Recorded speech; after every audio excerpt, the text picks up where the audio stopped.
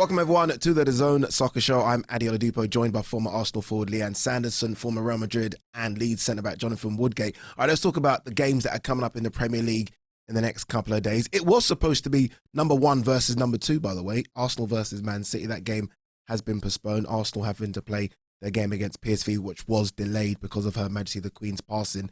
Let's talk about the big game, I think, midweek, and that's Manchester United versus Spurs, which is an interesting one. Eric Ten Hag versus Antonio Conte. I'm going to come to you first, Leanne. You're the Man United fan. Confident in this one? No, not really. It depends on what Man United turn up. If the Man United against Arsenal and Liverpool turn up, then yes. But if the Man United that turn up from yesterday and against Ammonia, not really. But I don't think Tottenham have actually been playing that amazingly well. So I'll hold on to that, and I think obviously it's a shame because Richarlison looks like he's picked up an injury as well. Kulusevski's injured for Spurs as well. So, but with Son and Harry Kane, when they're on their day, it's frightening. So I just don't know if we can stop those types of players.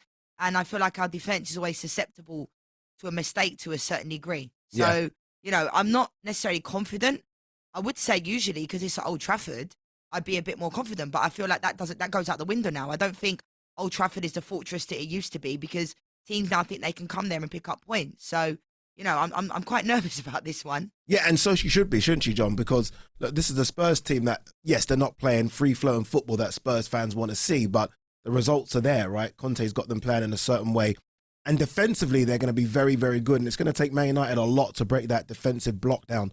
As you know, with Antonio Conte's teams, they're difficult to break down. And when they play with maybe a 5-3-2, there won't be many gaps for Man United to play through. Okay, Man United beat Liverpool, they beat Arsenal, because probably Arsenal and Liverpool were pressing them and there was gaps in transition.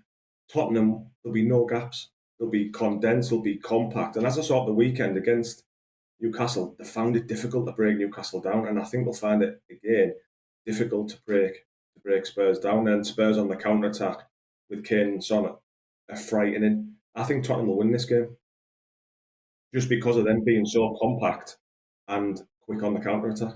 Yeah, it's a big result, that one, especially if Spurs can go there. It's almost a marker, isn't it? Because these are two teams that are chasing that top 4 spot. And if Spurs go and beat Man United, I know it's very, very early. People will start sort of asking questions of Eric Ten Hag.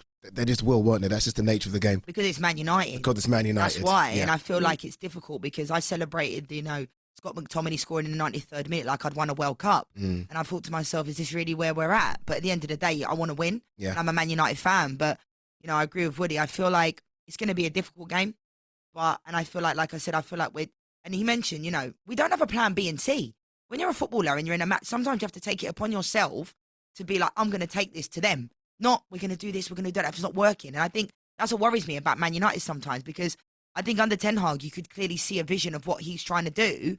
But then at the same time, it looks boring again, doesn't it? Against Newcastle, it looked boring. Ammonia looks boring in the 2 games, back-to-back weeks. So it's a weird one, really. So it just depends on what Man United turn up and which individual players turn up on that day, because I just don't think we seem to have players that seem to have that individual consistency. They might have a couple of good games, but they don't go a whole season at that level. Yeah, I'll tell you who's consistent right now, and that's Ivan Toney.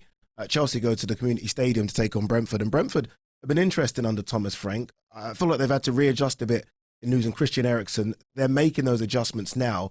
And I think, look, if they are going to take a striker as well as Harry Kane, and it is the +1, I think that +1 maybe should be Ivan Toney right now. What do you make of his start to the season? He doesn't miss penalties, so that's one thing. If we go to a penalty shootout, he's scoring. His stats for penalties are phenomenal, but what you see with Ivan Toney, he's not just a 9, he drops deep. He drops deep as a 10. He's a real clever. It surprised me when we played Brentford in the semi-final of the playoffs, and it surprised me how really good he was at linking the play up. So I saw him as a 9, but he plays as a 10. He links. He's been brilliant in the Premier League. That how he's stood up from the Championship to go to the Premier League. And I know he got in the England squad. I was quite disappointed that he didn't get a start, because for me, you'd want to see him in an international fixture against a good team. For me, he should go to the World Cup. He should go to the World Cup with Harry Kane. Tammy Abraham's got to be in there with a shout as well.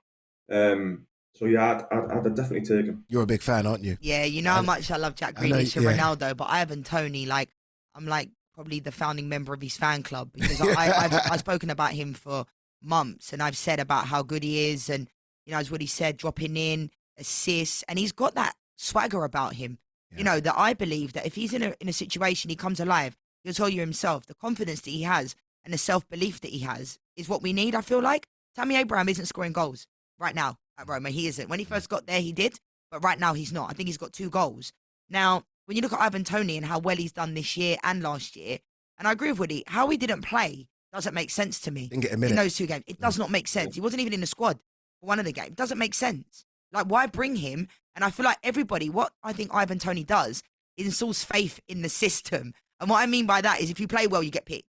Because obviously a lot of people have spoken about, players getting picked like Harry Maguire, those types of players that are not in form. Whereas Ivan Toney is a player in form. He got picked, but then didn't see the field, which doesn't make sense to me. So for me, Ivan Toney has to go to the World Cup, and I'll be really, really disappointed if he doesn't get picked. You mentioned a bit earlier about sort of the confidence and arrogance, right? They kind of both go in hand, I think. And you look at the strikers that are available, so Ollie Watkins, Marcus Rashford, Tammy Abraham, he's the one that has that arrogance where if you put him on in a quarterfinal of a World Cup, it won't faze him. It doesn't look like it will faze him. Yeah, I agree. And I think if you were doing the squad this time last year, you would put in the likes of Ollie Watkins. Ollie Watkins was getting picked. Patrick Bamford was getting picked. Calvert-Lewin. But obviously, as we saw in the Euros, there was a time when Harry Kane at the first 2 games of the Euros wasn't playing that well.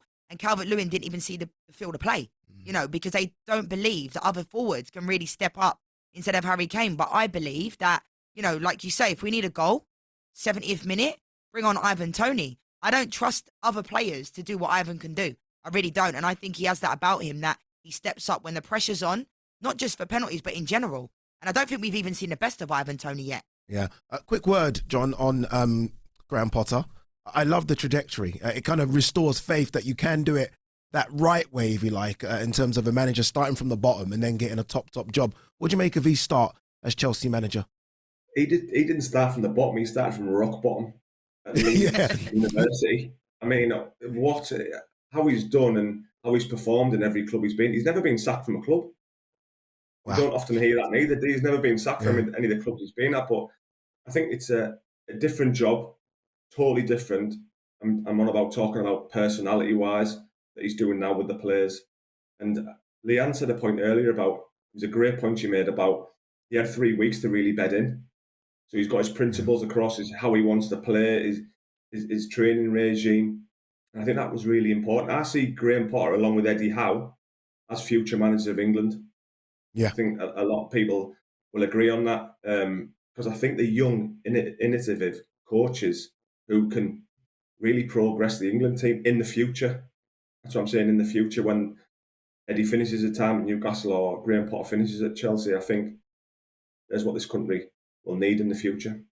All right, are Liverpool on a run now? Is that it? Have they turned the corner after 2 very, very good wins? This is a must-win game now, isn't it, as well? Liverpool got a lot of injuries, but surely West Ham going to Anfield, Klopp will be thinking we need to bank 3 points. Yeah, and I don't think it's guaranteed. West Ham are a top team. They've had an indifferent season this year. I don't think necessarily Liverpool on a run because they beat Rangers. And taking it as a run. Yeah, which I get. 2 in a row, I'm taking it as a run. Yeah. A big embarrassment if they'd have lost to Rangers, obviously with the confidence. Jurgen Klopp has spoken a lot about the confidence of the club.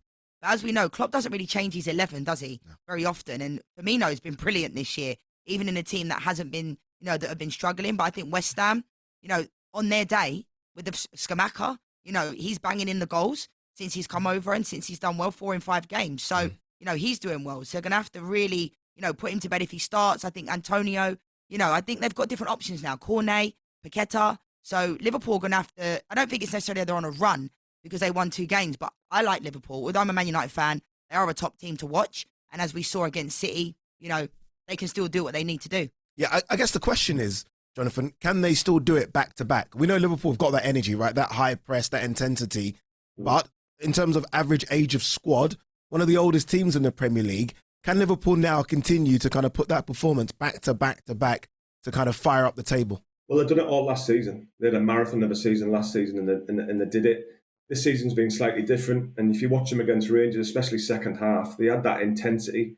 They had the intensity against Man City on Sunday, which I thought was a phenomenal game. But now, no disrespect to West Ham, but you've gone Rangers, Champions League game, you've gone Man City, a top game, and now you're going to West Ham. So can they motivate themselves to really produce that performance again. The fans will be different again because it's a slightly lower game, but the fans will help them. Can they do it again? You'd like to think so because I've got some outstanding players. It's a shame that Jota's injured. You're expecting Salah. Salah scored a hat-trick against Rangers, scored one against Man City, and he was brilliant. I tell you what, Addy, he's my fantasy captain against West Ham. Quick word on someone that maybe doesn't get the praise he should get. James Milner, coming in as right-back cover yesterday, I thought he was fantastic. Like the energy of the man to cover someone in Phil Foden that could be his son in terms of age, right? Yeah. I mean, James Milner deserves a bit more praise, I think. I think at times this year, he's a type of player that can play anywhere, right? Against Manchester United, Old Trafford, he played in the centre of the park. Yeah. And he didn't work out, did it? But everyone needs a James Milner in their team. Yes. You can see, and he's an example of when people talk about age. He's been around the game. I remember when he was at Leeds, he was like 14 when he made his debut. And he's still fit. His physique is unbelievable. I've heard that he's still top of the fitness when they do the fitness in pre-season and they're running around the pitch, So he's an example of someone that looks after himself and you can see it. And he's somebody that in and around the dressing room, along with Jordan Henderson, the players seem to really respond to him. But he's Mr. Reliable, isn't he? Wherever you put him, he can I've play. noticed how him and Henderson, for some reason, have grown beards. A bit like Graham Potter. Yeah. I see they've grown beards. I don't know what that's about. Newcastle versus Everton. Let's quickly talk about that one as well. Newcastle will be thinking, look, we have to bank 3 points as well, again, to continue that charge to a top 4 spot. Everton have lost their last 2. A bit of a wobble, I think it's fair to say, that Frank's having. But he started the season so well. How do you see this one playing out, Jonathan? Yeah, well, like you said, Frank done ever so well. And I think a key sign for them was Conor Cody to bring that leadership in with Tarkowski, 2 centre-backs. They seem to have a stronger spine now in the centre of the pitch also with Anana, who's a very, very good player. Good on the eye, got energy, box-to-box player. But I think going up to Newcastle in this game, 55,000 fanatical Geordies behind Newcastle. Newcastle will be expecting to win. And I think Everton might find it difficult. I like Newcastle. I like the way they play. And I think they'll get the win. Everton, interesting team, just because defensively I thought Frank's done so well, especially with the recruitments of Tarkowski and Conor Cody. Up front, though, when I watch them in games where, it's backs to walls, they don't have that outball up front. Obviously, Richarlison was a big sort of loss for them in pre-season. So what do you think Everton are going to do in this game? I think it's difficult because obviously Dominic Calvert-Lewin's been injured for so long. You mentioned Richarlison. I think some of the people that he's brought in, Tarkowski, Cody, makes sense because Conor Cody, we know, leads the team. You can probably hear him from here. You know what I mean? Yeah. Conducting what's going on. But I've been quite underwhelmed with Everton. And obviously last year, Frank Lampard's gone in there, kept them up. But this is Everton. Do you know what I mean? Like, they're a big club. And I feel like since Ancelotti left and they were going in the right direction, you could see their clear plan. I feel like you don't see that under Frank Lampard. And I like Frank, but I just think the jury's still out with his managerial style because I just feel like you can only rely on so much on your home form. People talk a lot about Goodison Park being a fortress and the fans are great, which I see, but then it's the away from home. So that's why I think, like what Woody said, I think it'll be difficult. Going to St. James's Park, Newcastle, hostility, the fans are going to be there. And this is when they need to show their character because they're 14th in the Premier League right now, which isn't good enough. For Everton, is it? No. So, it's like, where has Frank Lampard really taken them? I feel like under Ancelotti, they had a clear plan and they were going somewhere. So I think you still have to give Frank more time, but I just don't see exactly where they're going in attack. If Anthony Gordon doesn't score, they don't seem to score. And Dwight McNeil, I think, has been quite underwhelming. What's very interesting about this midweek games, by the way? If Liverpool beat West Ham, they could go 7 points behind City. Just saying. It's mad. No, it's mad, though. Liverpool beat West Ham, they could go 7 points behind City. It is mad. Yeah. How football one result can change everything. Crazy. But that's not going to happen. Let's cut it right there. Leanne Sanderson, thank you very much. Jonathan Woodgate, thank you very much.